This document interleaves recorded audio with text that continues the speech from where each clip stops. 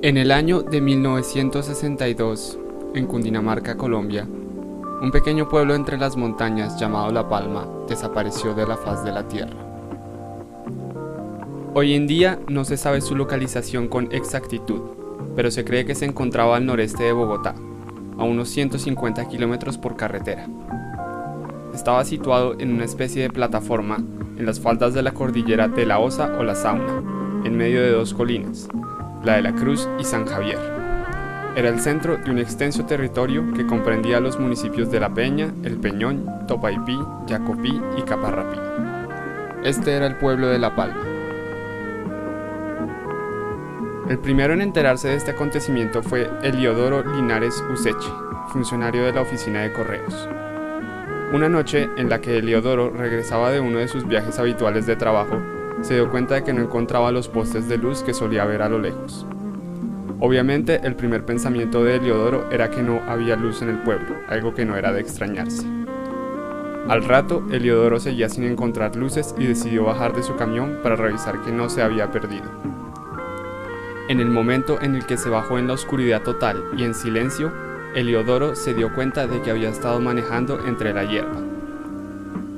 Creyendo que se encontraba perdido entre la selva por tomar alguna desviación, Heliodoro pasó la noche en su camión a esperar que la luz del día le ayudase a encontrar el camino. El siguiente día es algo que el señor Linares recuerda con mucho dolor, como indica en su diario. Antes de echarle la culpa a las copas que tuve anoche, recordé el palo de guayabas en que los niños se subían. Estaba ahí, justo frente a mí. Estoy seguro de que ese era.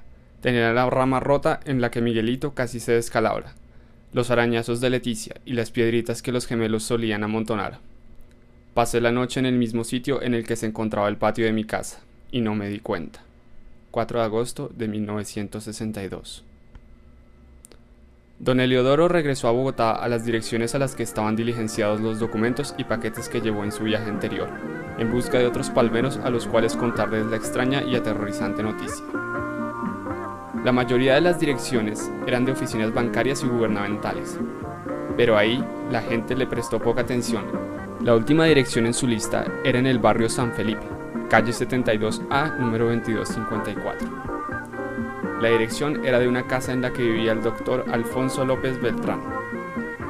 El paquete que le había llegado al doctor fueron unas cintas de 8 milímetros que grabó con su hermano.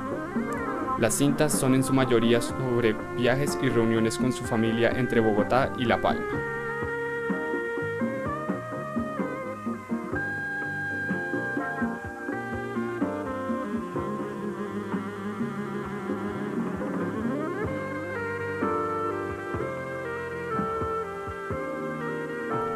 Algunas tienen pequeños fragmentos sobre celebraciones y eventos importantes, posiblemente en el pueblo.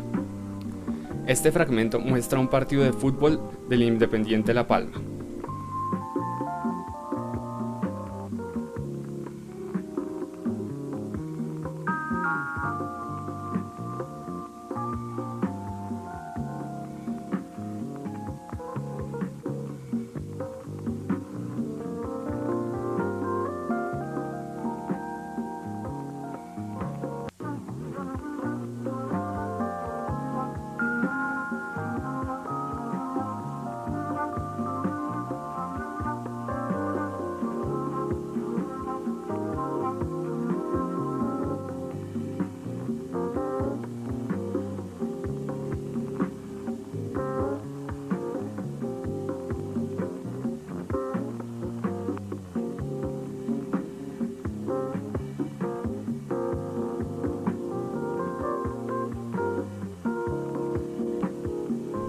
Aquí se muestra parte de la celebración de la bajada de la Virgen de la Asunción de La Palma, un evento que se llevaba a cabo desde 1615 cada 7 años.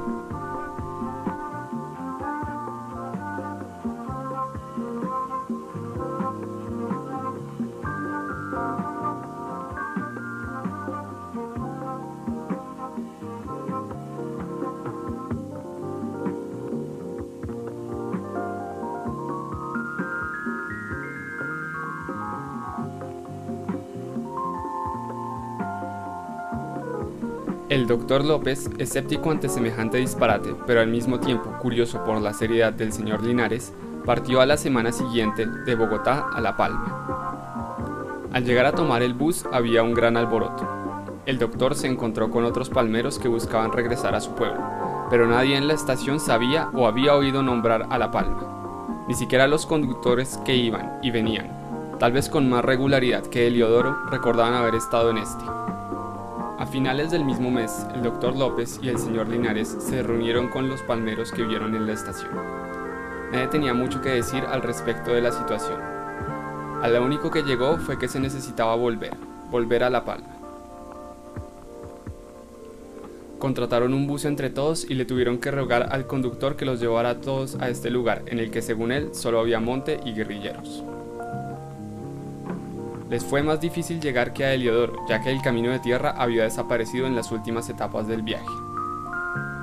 Para cuando llegaron al guayabo del señor Linares, varios decían que todavía no habían llegado. Otros decían que los cruces que habían tomado no eran los correctos.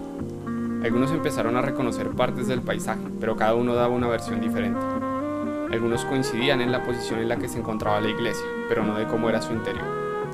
Cada uno dijo detalles diferentes sobre la plaza, sobre el tamaño del hospital, del ancho de las calles, mientras que otros mencionaban las casas de personas que no sonaban familiares para algunos. Al darse cuenta que no se ponían de acuerdo, no pasó mucho tiempo hasta que varios se echaron a llorar en su desesperación. Los que mantuvieron su compostura ayudaron a los demás a recuperarse. Volvieron al bus en silencio y regresaron a la ciudad. Durante los siguientes años, varios palmeros se reunían en fiestas de cumpleaños de sus paisanos, matrimonios, entierros o en paseos organizados por el doctor López. Muchos se fueron a vivir al extranjero, pero hacían lo posible por atender a estas reuniones. Algunos hablaban de cómo honraban el nombre de su pueblo en el extranjero haciendo grupos de música, creando marcas de ropa o haciendo compañías importadoras de guayaba. Otros continuaron con la búsqueda del pueblo, pero regresaban con historias de árboles gigantes, animales fantásticos y de cómo el camino de tierra había desaparecido por completo. Trataban de escribir cronologías sobre la historia del pueblo, pero nunca lograron llegar a un acuerdo sobre la veracidad de los recuerdos que cada uno compartía con el grupo. Por supuesto, también hablábamos de por qué ya no estaba. Era solo que nadie se sentía cómodo hablando del tema. En las fiestas de Alfonso parrandeábamos y comíamos, pero ya estábamos cansados de las peleas por quién tenía la razón y quién no. Heliodoro Linares Useche, septiembre 19 de 1987. Ahora solo quedan piezas que no encajan. Fotos recogidas en las fiestas entre palmeros, apuntes sobre eventos importantes que se contradicen, facturas y contratos enviados a Bogotá por Heliodoro que tienen fechas posteriores a la desaparición y las cintas del doctor López. Con el tiempo, las reuniones tenían menos asistencia. Cada familia empezó a tomar su propio camino. Muchos se quedaron viviendo en el extranjero hasta olvidar por completo el nombre de La Palma, y las generaciones más jóvenes perdieron el interés por el cuento loco de sus abuelos, de un pueblo perdido entre las montañas y agobiado por masacre y corrupción, que tenía su propio equipo de fútbol, con una estatua de una virgen increíblemente pesada que solo se podía mover cada 7 años, un pueblo que, de un día para otro, desapareció con su gente y casas. Algunas personas todavía dicen llamarse palmeros, como mi papá, Rodrigo Alfonso López, hijo del doctor Alfonso López Beltrán. Él dice que recuerda jugar en el balcón de su casa antes de que vivieran en Bogotá.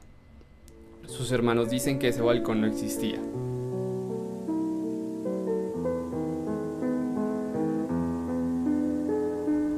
Todavía vamos al río en el que mi padre dice que aprendió a nadar con sus hermanos. De ese mis tíos sí se acuerdan. Yo no creo que mi papá esté loco, o que las personas que creen lo mismo que él lo estén. Ellos todavía se ven de vez en cuando, y hablan de su niñez, de los helados en la plaza, las procesiones y organizan reuniones como las que mi abuelo organizó. Hasta arman grupos en Facebook.